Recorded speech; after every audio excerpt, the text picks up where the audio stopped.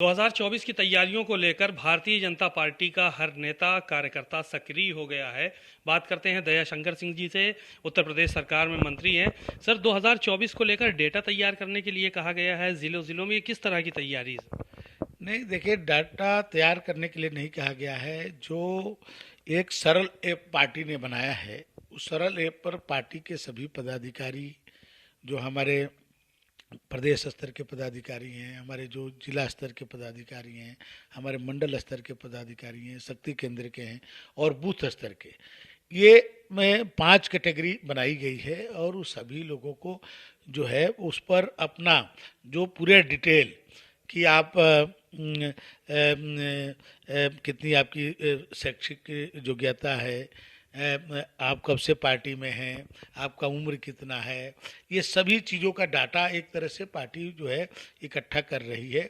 जैसे मान लीजिए कि कोरोना काल में एक महामारी आई, तो हमारे कितने ऐसे कार्यकर्ता हैं जो डॉक्टर हैं, तो हमको किसी डॉक्टर को ढूंढना पड़ेगा, तो एक तुरंत जो है हम जो है डॉक्टर ढूंढ लेंगे। हमको किसी जनपद में मुझे वकील हमारे कितने हैं, वो हमको डाटा मिल जाएगा। या कोई हमारे समाज सेवी संगठन से जुड़ा हुआ है, तो ऐसे किस क्षेत्र में काम कर रहा है, उसको तो एक पूरा एक डाटा बैंक जो है बनाना है। या हमारी पार्टी की योजनाएं हैं जो केंद्र की हैं, प्रदेश की हैं, उनको हम सीधे उनके तक पहुंचा सकते हैं। ये सब तत्काल एक क्लिक से हो सकता है। तो इसलिए पार्टी अपने एक सरल ऐप बना करके सबको एक उस डाटा के अंतर्गत लाना चाहती है। जो काम में इस समय डिजिटल का जमाना है, और बिना उसके भाई हम इतने कम समय में हम नहीं पहुंच सकते हैं वहां तक। तो बूथ स्तर के कार्यकर्ताओं का एक अपने सरल ऐप के माध्यम से मैंने सभी को उस पर अपना डाउनलोड करना, उसका एक प्रशिक्षण। अभी तो ये प्रदेश स्तर पर प्रशिक्षण हुआ है, अब जिले स्तर पर होगा, फिर मंडल स्तर पर होगा। तो ऐसे मैंने उनका एक प्रशिक्षित किया जाएगा कि इस ऐप को कैसे इस्तेमाल करना है। अभी कार्य समिति की बैठक भी हुई थी आपकी भारतीय जनता पार्टी की, उसमें तय किया गया कि 80 की 80 सीटें इस बार आप लोगों को जीतना है। स्वामी प्रसाद मौर्य ने इस पे पलटवार किया, कहा मुंगेरी लाल के हसीन सपने देख रहे हैं भारतीय जनता पार्टी के लोग। मैनपुरी में, खतौली में मुंह की खानी पड़ी। देखिए, खुद स्वामी प्रसाद मौर्य जी को मुंह की खानी पड़ी, एक सामान्य कार्यकर्ता ने उनको चुनाव हराया। आज जो है वो कहीं न कहीं राजनीति के हाशिए पर आ रहे हैं, इसलिए वो तरह तरह के हथकंडे अपना रहे हैं कि भारतीय जनता पार्टी लगातार आप 14, 17, 19, 22 सभी चुनाव जीत रही है। उपचुनाव में भी उनकी जो परंपरागत ये जो आजमगढ़ और रामपुर की सीट है वो भी हमने जीता। विधानसभा में भी रामपुर सीट हमने जीता। मैनपुरी का जहाँ तक प्रश्न है, मैनपुरी को उन्होंने अपनी पार्टी की नीतियों के आधार पर, अपने काम के आधार पर वोट नहीं मांगा, मुलायम सिंह जी की श्रद्धांजलि के रूप में वोट मांगा। तो जो लोग उनको स्वयं मुलायम सिंह जी को वोट नहीं दिए थे, वो भी उनको श्रद्धांजलि के रूप में जो है डिम्पल यादव जी को वोट दिए। तो ये वजह रही जिसके चलते जो है स्वामी प्रसाद के तरह तमाम बयान और वायरल हो रहे हैं। रामचरितमानस पे उन्होंने कहा कि ये जो ग्रंथ है ये हम लोगों का सत्यानाश करने के लिए है, और हम ऐसे धर्म का सत्यानाश हो, इस तरह की भी बातें उन्होंने कही।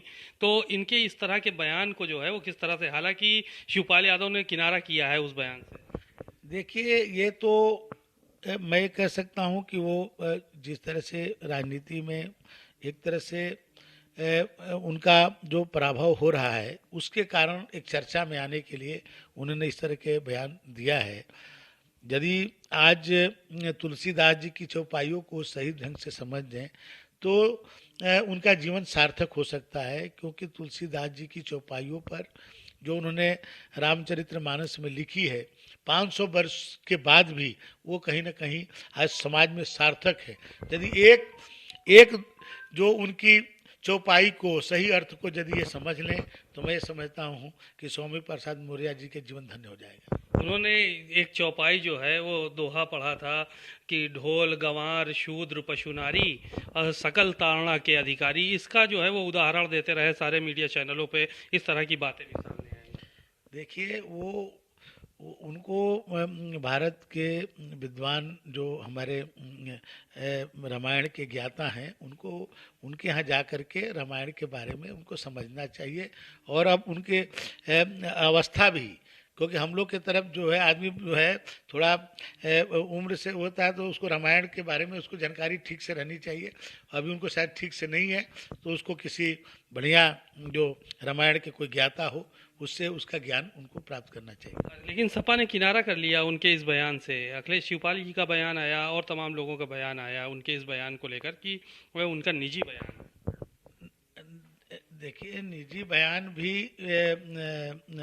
इस तरह के नहीं होना चाहिए। स्वयं जो है स्वामी प्रसाद मौर्य जी को सामने आकर के देश के सामने उनको अपनी बात स्पष्ट करना चाहिए, क्योंकि आज जो है इस तरह के बयान से बहुत सारे लोग आज कोई उनकी भावनाएं आहत होती हैं। आहत हुई हैं। G20 की बैठक होने वाली है सर, और उसके बाद फिर इन्वेस्टर समिट लगातार 10 से 15 तारीख तक एक यहाँ पे खुशनुमा माहौल रहेगा। तमाम इन्वेस्टर्स आएंगे, विदेशों से लोग आ रहे हैं। क्या कुछ तैयारियां करके रखी हैं आप लोगों ने, और कितना निवेश आने की उम्मीद है? देखिए, G20 का नेतृत्व भारत में माननीय नरेंद्र मोदी जी के नेतृत्व में प्राप्त हुआ है। ये हम सब के लिए बहुत ही गर्व का विषय है। आज पूरे देश के अंदर जो महानगरें हैं, आज वहाँ पर G20 के लेकर के बहुत सारे कार्यक्रम आयोजित किए जा रहे हैं, और आज देश को इस बात को लेकर के बहुत ही प्रसन्नता है कि आज नरेंद्र मोदी जी का नेतृत्व इतना सशक्त हुआ है कि आज पूरी दुनिया आज नरेंद्र मोदी जी और भारत की तरफ देख रही है, और इसके कारण ही G20 का नेतृत्व करने का अवसर हम लोगों को मिला।